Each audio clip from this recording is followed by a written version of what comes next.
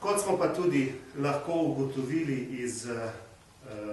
medijev, toliko kolikor je nam bilo dostopno, je torej minister razbil tudi ves ta projekt na pododseke,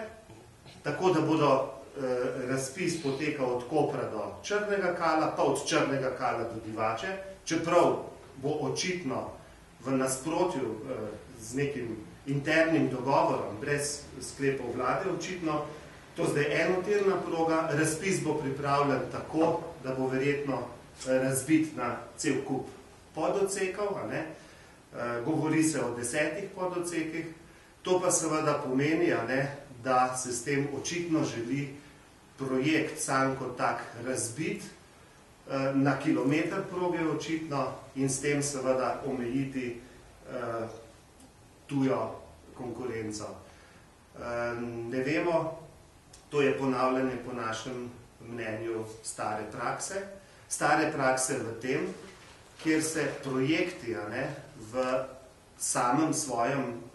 nastanku spreminjajo in očitno je dogovor, ki je bil sprejet med dvema državama o prisotnosti Evropske komisije, določen, definiran, zato so predvidena tudi evropska sredstva,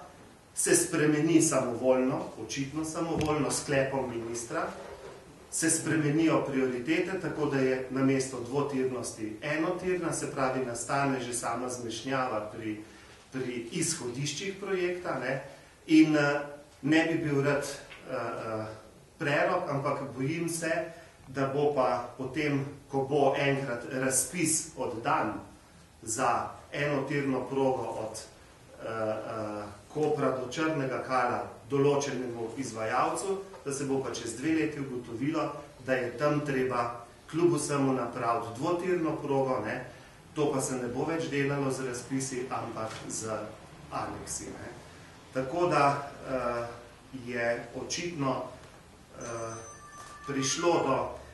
nekih čudnih sprememb, ki niso najbrž podprte tudi z nobenim sklepom vlade, samovoljno, peljajo pa v zgodbo, za katero je celo sam minister Vlačič, kot smo tudi prebrali z medijev, dejal, da če bi še enkrat začel avtocestni program, če bi lahko zavrtel čas nazaj, da bi ga gradil z koncesijami. Ne vemo, zakaj pa sedaj, ko je priložnost, kajti ta 6. prednostni projekt, ki poteka od Liona do Budimpešte, je mednarodni projekt, lahko bi bil razpis ne za 11 km od Kopra do Črnega Kala, ampak za kar razpis za celoten 5. prometni koridor skozi Slovenijo, kar bi pomenilo seveda gotovo več konkurence in s tem nižjo ceno v izogib vsem tistim preteklim izkušnjam. Skrbi nas, da se bo poleg tega, da se očitno želi s takimi spremembami projektov nekako spremeniti tudi potek razpisov in da se s tem, ko se ustvari neko čudno stanje, ko se ne ve pravzaprav kaj je res, aj proga enotirna, dvotirna, naj tudi povem, da imate na isti internetni strani Direkcije za investicije v železniško infrastrukturo tudi dokument, nova železniška povezava Divača-Koper, ki pa še vedno vsebuje točno to, da se ta proga od Divače do Kopra gradi kot dvotirna proga in bo financirana tudi z evropskih sredstev. Se pravi, razpis za predinvesticijsko zasnovo, ki je na tej internetni strani objavljen, zahteva od bodočih izdelovalcev, da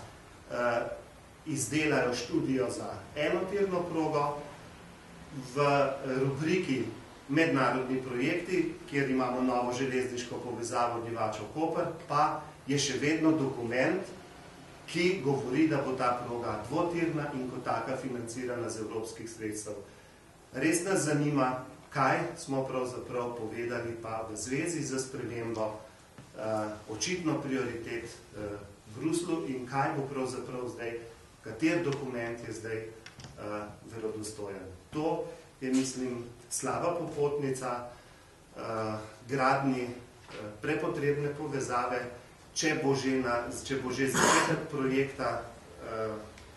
narejen malo konfuzno. Po drugi strani pa sem prepričan, da bo italijanska stran kmalu prišla s tisto staro zahtevo, da se povežeta tudi Trst in Koper med seboj.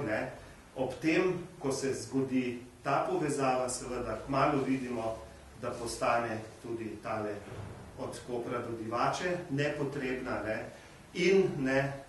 če bo to povezano še z evropskimi sredstvi, se kaj kmalu zna zgoditi, da bomo imeli povezavo Koper-Trst,